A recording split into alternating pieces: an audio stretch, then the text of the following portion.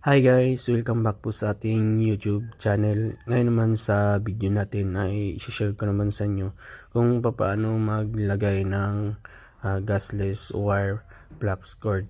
So yan po yung cord ng ating welding. So 1 kilo po yan. Itong wire dapat sa ilalim.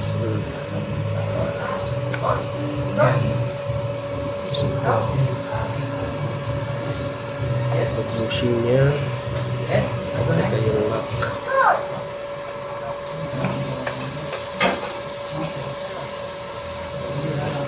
Ayan. Ito. Yan yung pasok dyan. Tapos ito. Ipasok ko dyan.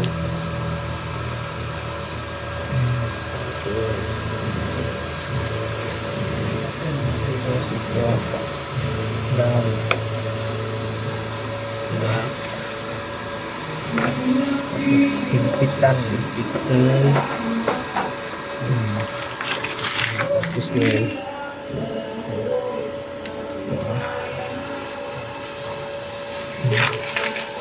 Tapos ito, press mo yung gun para iikot yung karulyo.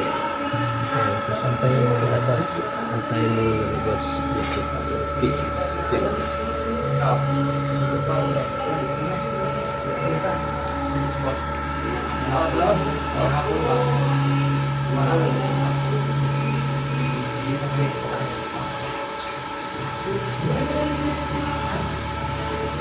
Hindi na umuhulog ito.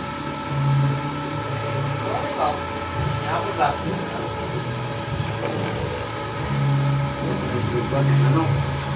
Meron yung tao. Lumabas na. At ngayon ay testing natin. Yan. Sigurado mo na yan. So, ayan guys. So, yan.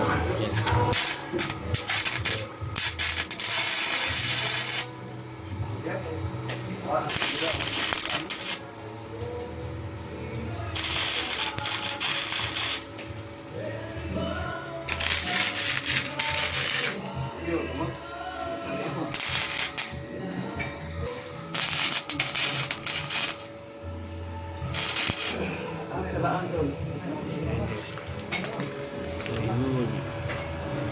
So ito yung maintenance niya. So ito yung ating MIG welding. General welding.